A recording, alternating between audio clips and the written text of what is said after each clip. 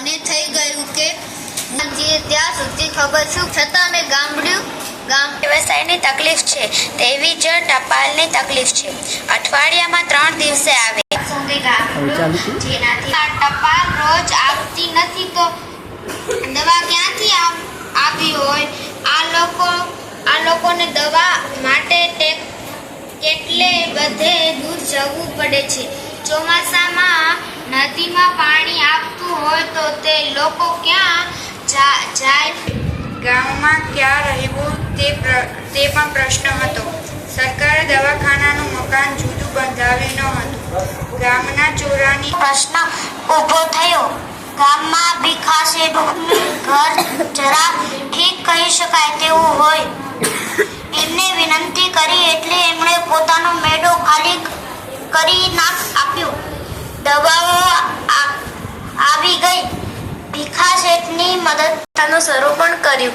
મેં કમ્પાઉન્ડરની માગણી કરી હતી પણ જવાબ આવ્યો કે ત્યાં આવતા કોઈ કમ્પાઉન્ડર મળતો નથી, માટે ગામડાની જ કોઈની નિમણૂક બાજુના ગામના લોકો પણ દવા લેવા આવતા હતા. આટલામાં દવાખાનું હતું નહીં એટલે લોકોના જબરો ધરાતો હતો.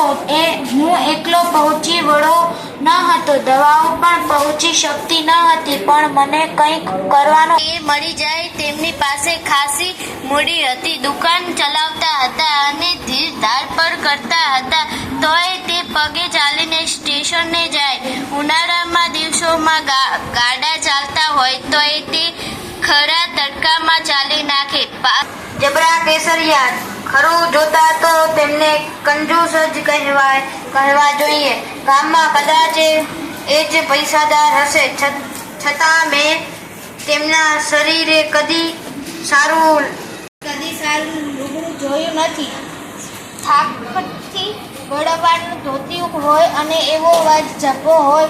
જોડા પણ જૂના ખેંચે રાખતા હતા. મને થયું કે આ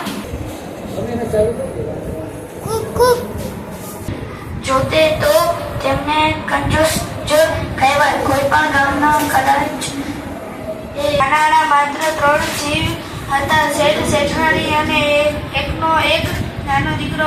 કરવાનું કોઈ કારણ ન હતું. તેમને મારું કોઈ બગાડી ન હતું. ઉલટો તે ડોક્ટર સાહેબે કહીને આધારે થઈ ગયા જતા. પૈસાની મારી નફરત બધી જાતી તેમને છેક છેલ્લી પાયલીએ મૂકી દે. ગામોથી પરિચય થતો ગયો તેમ મને સમજાતું ગયું કે આ ગામમાં બાજુના પરણામાં